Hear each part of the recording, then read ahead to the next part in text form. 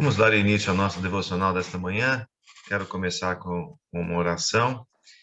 Eu vou pedir para o nosso irmão Cláudio que nos dirija a Deus uma oração, para que Deus fale aos nossos corações, nos dê o entendimento, a sabedoria na compreensão da leitura da palavra de Deus e que transforme as nossas vidas. Pode orar por nós, Cláudio? Senhor nosso Deus, queremos te agradecer por a noite de descanso que tu nos concedeste. Louvado e engrandecido seja o seu nome, porque nessa manhã nós estamos reunidos como igreja, como o corpo de Cristo, adoradores do Senhor, para estar, Senhor Deus, ouvindo a tua voz, aprendendo a tua santa e bendita palavra. Deus, muito obrigado, Pai, pela semana que passamos, por essa semana que inicia. Te louvamos, ó Deus, por cada família que está aqui conosco nessa manhã. Muito obrigado, ó Deus, pelo teu cuidado, pelo teu amor, pela tua direção nas nossas vidas, através da tua santa e bendita palavra. Nesse momento, queremos te pedir, ó Deus, que esteja com o teu servo, o presbítero Marcelo. Abençoe o teu filho, ó Deus, a sua família, e que ele venha estar sendo, ó Deus, nessa manhã, trazendo a tua palavra, Pai, que vem de encontro às nossas necessidades, e que ele possa ser um porta-voz fiel na entrega da tua santa e bendita palavra. É a nossa oração em nome de Cristo. Amém. Amém. Antes da gente inicialmente entrarmos no texto, né, propriamente dito, fazer uma pequena introdução sobre a questão da humildade, né? Muitas pessoas acabam tendo uma interpretação, talvez equivocada, sobre a questão da humildade, né? Às vezes você ouve algumas pessoas tendo o entendimento de que humildade é algo de uma pessoa que seja pobre, né? Uma pessoa bem pobrezinha, que ela é uma pessoa humilde. E, na verdade, não é essa a interpretação que a Bíblia nos traz sobre a questão da humildade, né? Não está ligada a uma falta de cultura ou ingenuidade, né? Mas o que é ser humilde, né? Então, ser humilde é nós passarmos por uma condição aonde essa humilhação, né? Acho que a tradução melhor para humildade seria humilhação. Ela vai trazer para nós uma consequência ao ponto de nos aproximarmos mais de Deus ou entendermos os propósitos de Deus em nossa vida, né? Então, ser humilde não é se considerar mais do que é a verdade, né? Não julgar melhor do que ser as outras pessoas. Então, a gente vai ver um relato na Bíblia sobre uma questão de humilhação, onde essa humilhação trouxe uma consequência benéfica no sentido de transformação de vida, né? Isso está lá em Daniel, eu já trouxe outros estudos no livro de Daniel, mas agora nós vamos para Daniel capítulo 4, onde ele tem um outro sonho, né? E esse sonho vai ser interpretado por Daniel, e a gente vai entender, então, um pouco sobre essa questão da humilhação, né? Então, se você puder abrir a sua Bíblia e deixar aberta em Daniel capítulo 4, eu peço para que vocês, quando tiverem a oportunidade, leiam o capítulo todo, né? Nessa manhã eu não vou conseguir fazer a leitura do capítulo inteiro, eu vou só pontuar alguns versículos, mas é interessante para você conhecer o contexto aí da narrativa deste sonho, porque até então Daniel estava tendo algum sonho, e esses sonhos eles estavam sendo interpretados, mas talvez não tivesse sido colocado em prática. Mas esse sonho que ele teve agora, nesse capítulo 4, esse sonho ele como é que é? Ele é realizado, né? Então não é um sonho que fica somente no sonho, mas é realizado. Muito bem, e lá no versículo 17, a gente já tem uma exposição que o versículo diz assim, né? Quão grandes são os seus sinais e quão poderosas as suas maravilhas. O seu reino é sempre eterno, o seu domínio de geração em geração. Na verdade, desculpa, eu não falei versículo 17, mas não é, o versículo 3. Quão grandes são os seus sinais e quão poderosas as suas maravilhas. O seu reino é reino sempre eterno, o seu domínio de geração em geração. Tá, joia. Então, vamos explorar um pouco mais essa questão de como ser humilde, né?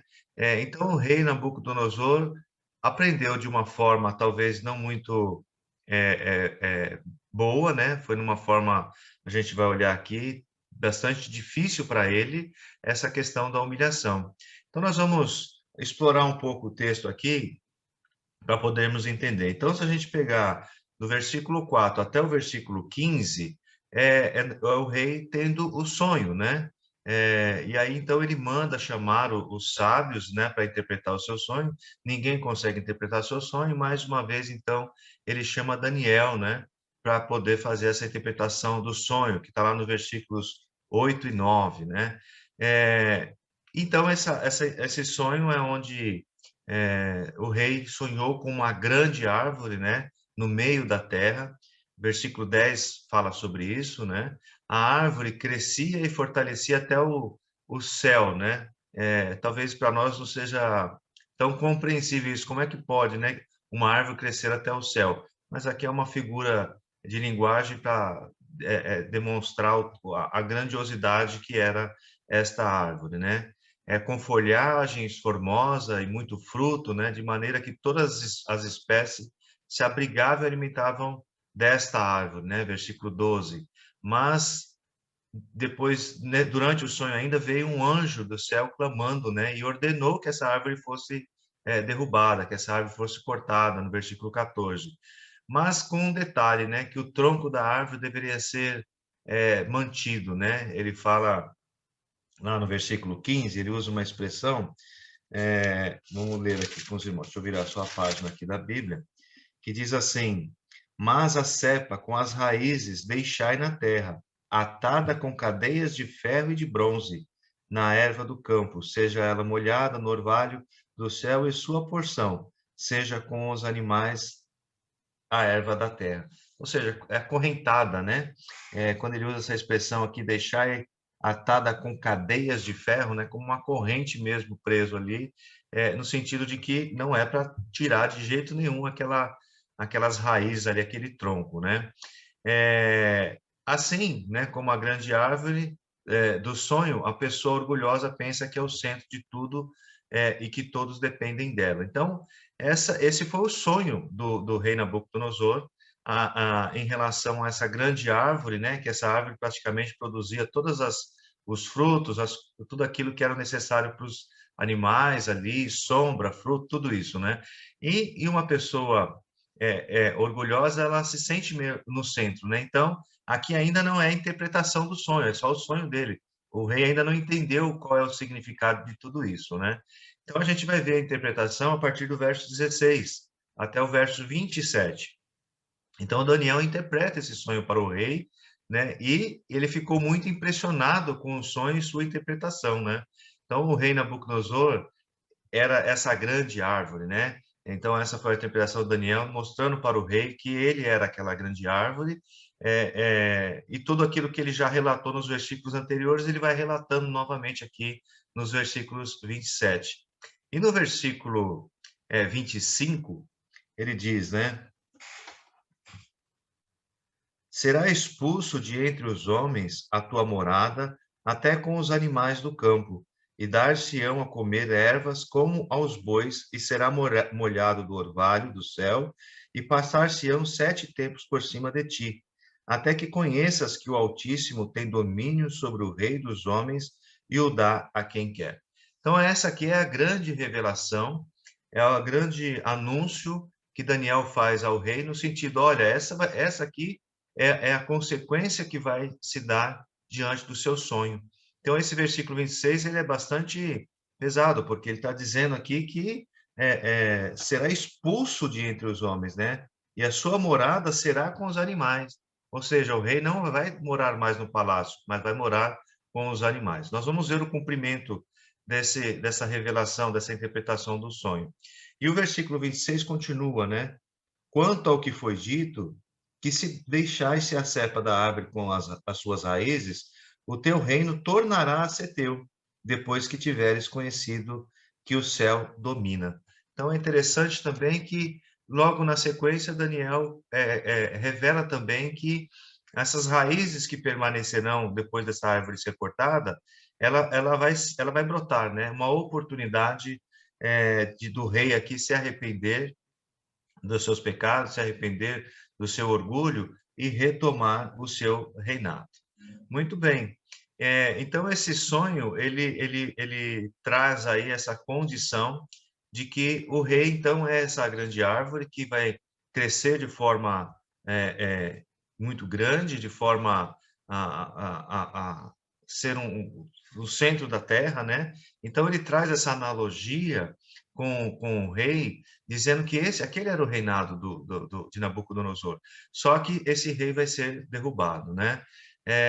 Portanto, o rei, aí no versículo 27, ele diz, né? Portanto, ó rei, aceita o meu conselho e põe termo pela justiça em teus pecados e em tuas iniquidades, usando de misericórdia para com os pobres, e talvez se prolongue a tua tranquilidade. Então, ainda diante da interpretação, ainda Daniel coloca essa situação para o rei. Ó, existe uma alternativa, né? Se arrepende de todas as suas iniquidades, né? Deixa de lado tudo aquilo que você tem adorado a outros deuses, né? Se a gente leu os capítulos anteriores de Daniel, a gente vê a adoração de Nabucodonosor a outros deuses, né? Outros ídolos. Então, aqui Daniel, então no versículo 27 demonstra essa oportunidade ao rei, que ele poderá então se arrepender de seus pecados. Mas ainda não houve o cumprimento disso. Tudo isso está diante da revelação, né? E a partir então do verso 28, se dá o cumprimento deste sonho de Daniel. E aí vamos ler então a partir do verso 28. Todas essas coisas sobrevieram ao rei Nabucodonosor, ao cabo de 12 meses, passeando sobre o palácio real da cidade de Babilônia. Olha que interessante, porque depois da revelação do sonho, ainda se passou 12 meses, praticamente um ano, para que se cumprisse a ordem aqui, se cumprisse o sonho do rei, né? O 30. Falou o rei e disse: Não é esta a grande Babilônia que eu edifiquei para a casa real com o meu grandioso poder e para a glória da minha majestade? Falava ainda o rei quando desceu uma voz do céu: a ti se diz, ó rei Nabucodonosor, já passou de ti o reino. Serás expulso dentre os homens, e a tua morada será com os animais do campo, e fartar-te-ão comer ervas como os bois, e passar-se-ão 7 tempos por cima de ti, até que aprendas que o Altíssimo tem domínio sobre o reino dos homens e o dá a quem quer. Eu falei que até o versículo 36. O 33. No mesmo instante se cumpriu a palavra sobre Nabucodonosor e foi expulso de entre os homens e passou a comer erva como os bois. O seu corpo foi molhado de orvalho do céu até que lhe crescessem os cabelos como as penas da águia e as suas unhas como as das aves.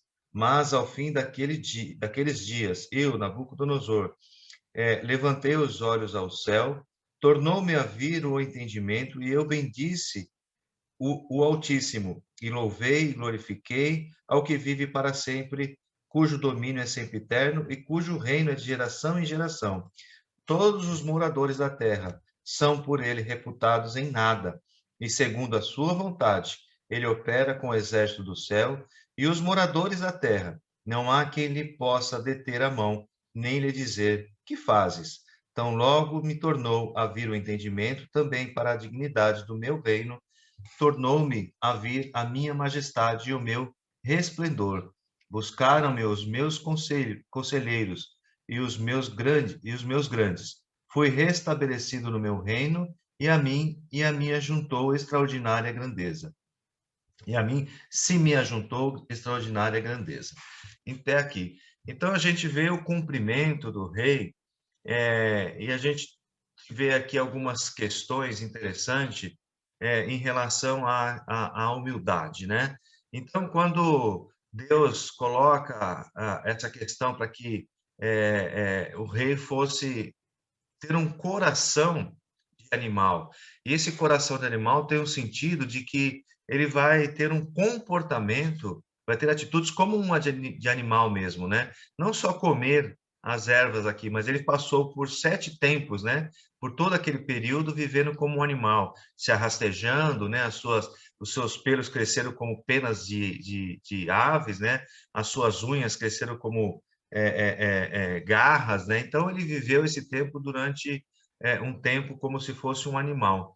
E isso foi uma grande humilhação ao rei, né? Então o rei, depois de passar por tudo isso, então ele, no versículo que ele relata isso, o 34, né? Mas ao fim desses dias, eu, Nabucodonosor, levantei os olhos ao céu, tornou-me a vir o entendimento, e eu bendisse o Altíssimo, e louvarei e glorificarei o que vive para sempre, cujo domínio é sempre eterno e cujo reino é de geração em geração. Mas é interessante que, como Deus vem trabalhando na vida do rei Nabucodonosor, né? Deus não desistiu dele em nenhum momento, né? Se a gente começar a ver as histórias, a gente vê os sonhos sendo interpretados por Daniel, a gente vê o rei reconhecendo a grandeza de Deus, mas mesmo assim passa um determinado momento, tempo, aliás, e ele volta a adorar a outros ídolos, né? A não dar glórias ao Deus Rei do céu, né? E então essa humilhação faz com que ele possa reconhecer essa grandeza de Deus, né? Então a gente, olhando para esse texto, a gente pode concluir algumas questões sobre ser humilde, né? Como eu coloquei na introdução, ser humilde não é aquele que é simples, que é pobre, que tem uma cultura, né? Que vai dar a condição de humildade. Não é isso, né? Ser humilde é você não ter um coração, por exemplo, orgulhoso, né? É isso que vai trazer esta questão da humildade. E exatamente há esse contraponto aqui com o rei, né? O rei precisou então ser humilhado para poder entender a questão de ser humilde, né? Então a gente conclui, como eu disse, né? Lá no versículo 17, ele fala assim: esta sentença é por decreto dos vigilantes, e esta ordem por mandado dos santos, a fim de que conheçam os viventes que o Altíssimo tem domínio sobre o reino dos homens, e o dá a quem quer, e até aos humildes dos homens constitui sobre eles. Então, essa condição que Deus estabeleceu no sonho do rei, para que ele passasse por essa humilhação, está exatamente, é uma sentença, né? É um decreto, é uma determinação para que ele se humilhe, né? Para que ele passe a reconhecer que o Altíssimo tem domínio sobre todas as coisas. Não era o rei que tem o domínio sobre todas as coisas, né? E é interessante que há um texto também, em 1 Pedro 5,6, não precisa abrir não, que eu leio, diz assim: humilhai-vos, pois, debaixo da potente mão de Deus, para que o seu tempo vos exalte. Então, precisamos nos humilhar, né? Ainda que nós tenhamos esse tempo para que o poder de Deus possa ser exaltado através dos nossos atos, das nossas atitudes, né? Ainda em Filipenses 2:3, né, diz assim: nada façais por contenda ou por vanglória, mas por humildade. Cada um considere os outros superiores a si mesmo. Então, nós precisamos ter atitudes ou ter uma vida de humildade para que a glória de Deus seja manifestada, né? Então, quando a gente tem um coração oposto ao humilde, um coração orgulhoso, a gente precisa ficar atento para não fugir da vontade de Deus, né?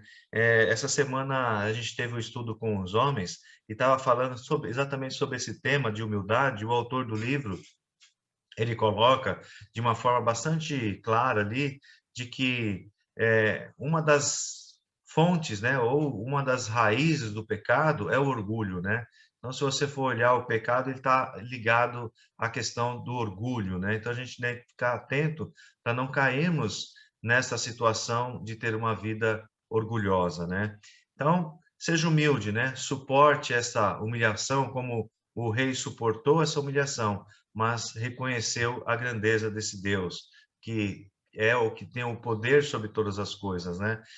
Não tenha vergonha de Jesus, né? Mas adore, louve este Deus que tem todo esse poder. Testemunhe o que esse Deus tem feito na minha vida, o que esse Deus tem feito na nossa vida, né? Não vamos fingir que somos cristãos, mas vamos colocar em prática aquilo que nós temos vivenciado, né? E vamos cuidar, então, dessas vaidades, para que essas vaidades do nosso coração não se transformem em orgulho e orgulho em pecado, mas que possamos ter uma vida de humildade diante daquilo que Deus tem nos proposto, porque como nós somos abençoados, né? Quando a gente olha para gerações anteriores, estava conversando esses tempos, semana passada, não lembro com quem foi, acho que foi com a minha família, né? Sobre essa questão de como as pessoas dos tempos anteriores, dos tempos passados, sofreram, né? Porque se você olhar lá no começo do século, ou até mesmo após a Segunda Guerra, né? Não tinham tanta facilidade como nós temos nos dias de hoje, né? E hoje nós temos o privilégio de ter a palavra de Deus de forma física, digital, falada, de tantas formas, né? Tanta literatura que nós temos nos dias de hoje que nos apoiam no entendimento da palavra de Deus. Então, nós não podemos cair, né, nesta condição como o rei estava, né? Mas Deus, ele é soberano.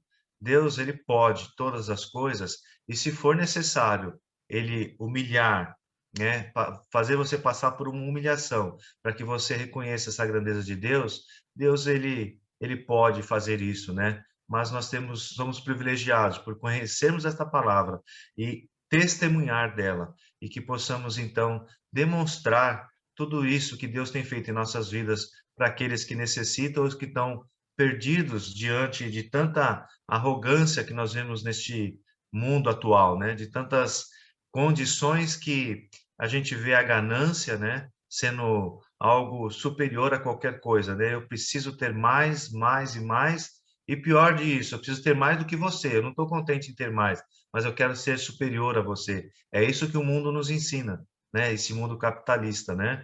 Que nós temos que ter um coração orgulhoso.